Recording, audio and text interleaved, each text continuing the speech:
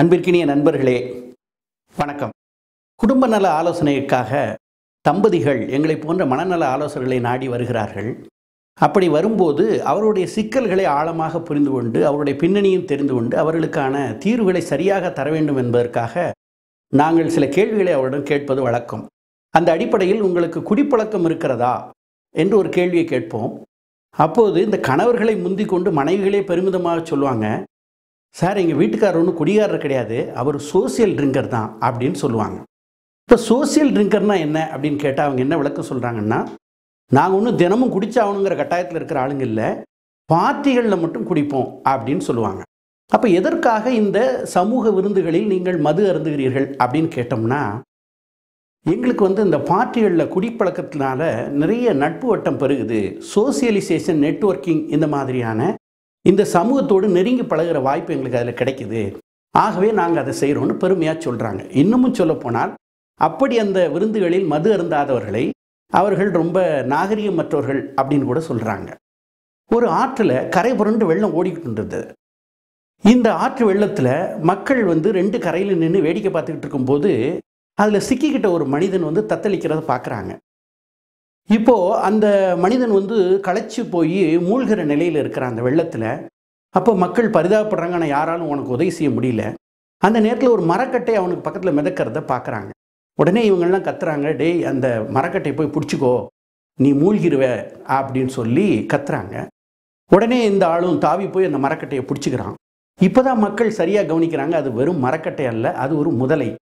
உடனே பதறிப்போன மக்கள் திருப்பி கத்துறாங்க, டே அதை விட்டுடுறா, அது முதலடா அப்படின்னு கத்துறாங்க.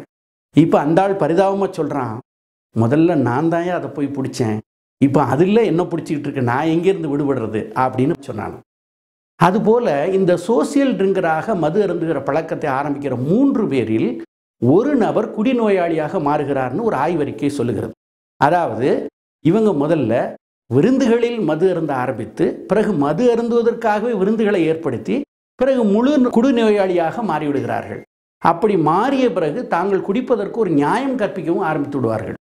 ஒரு பெரிய குடிநோயாளி இருந்தாராம், அவருடைய நண்பர் தொடர்ந்து அறிவுரை சொல்லி இனிமே நான் குடிக்கவே மாட்டேன் அப்படின்னு ஒரு சத்தியம் வாங்கிட்டார். அடுத்து பார்த்தா ஒரு நாள் அவர் குடிச்சிக்கிட்டு இருக்கிறார். அப்போ நண்பர் கேட்குறாரு, ஏன்டா என்கிட்ட குடிக்க மாட்டேன்னு சத்தியம் பண்ணியே இப்போ நீ குடிச்சிக்கிட்டு இருக்கிறியன்னு கேட்டால், அது போன மாதம், இது இந்த மாதம் அப்படின்றார். இப்படி குடிப்பழக்கத்துக்கு அடிமையாகி அது இல்லாமல் இருக்க முடியாதுங்கிற சூழலை உருவாக்கி அதற்கு நியாயம் கற்பிக்கவும் இவர்கள் ஆரம்பித்து விடுகிறார்கள். பொதுவாக குடிப்பழக்கத்துக்கு அடிமையாகிறவர்களுக்கு புகைப்பிடிக்கிற பழக்கமும் தொற்றிக்கொள்கிறது. இதனால் அவர்களுடைய உடல்நலம் கெட்டு மனநலம் பாதித்து அவருடைய சமூக அந்தஸ்து சுயமரியாதை பாதிக்கப்பட்டு குடும்பம் பொருளாதார ரீதியாக பாதிக்கப்பட்டு பின்தங்கிய நிலைக்கு போய் வறுமையில் தள்ளப்படுகிற ஒரு சூழல் ஏற்படுகிறது. குழந்தைகள் மன ரீதியாக பாதிக்கப்படுகிறார்கள், கணவன் மனைவி உறவு பாதிக்கப்படுகிறது. இதையெல்லாம் தாண்டி குடிப்பழக்கத்திற்கு அடிமையானவர்கள் விபத்துகளை ஏற்படுவதன் மூலமும் குற்றம் செயல்களில் ஈடுபடுவதன் மூலமும் இந்த சமூகத்திற்கு மிகப்பெரிய கேட்டை செய்கிறார்கள். இப்படிப்பட்ட ஒரு தீங்கான ஒரு செயல் இந்த மது அருந்துதல் என்பதை உணர்ந்து தான் ஏறத்தாழ 2000 ஆண்டுகளுக்கு முன்னாடி வள்ளுவர் திருக்குறளில் கள்ளுண்ணாமை அப்படின்னு ஒரு அதிகாரத்தை வச்சிருக்கிறார். இந்த சமூகத்தோடு ஒட்டி உறவாடுவதற்காக நான் இதை மேற்கொள்கிறேன் என்று ஒருவர் ஆரம்பிக்கிற இந்த மது அருந்துகிற பழக்கம் அந்த தனி மனிதரை பாதித்து அவருடைய குடும்பத்தை பாதித்து அவர் வாழ்கிற இந்த சமூகத்தையும் பாதித்து ஒரு நிலையில் இந்த சமூகம் அவரை இழிவாக பார்த்து ஒதுக்கி தள்ளக்கூடிய ஒரு நிலைக்கு தள்ளிவிடுகிறது.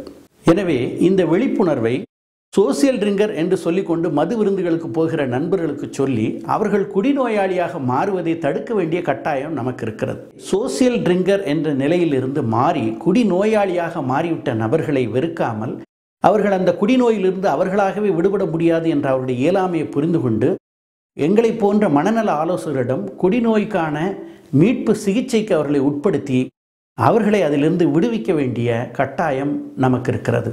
இந்த தனிமனித அக்கறையும் சமூக அக்கறையும் தான் நாம் மகிழ்ச்சியான மனநிறைவான வாழ்க்கையை வாழ்வதற்கான நல்ல வழி.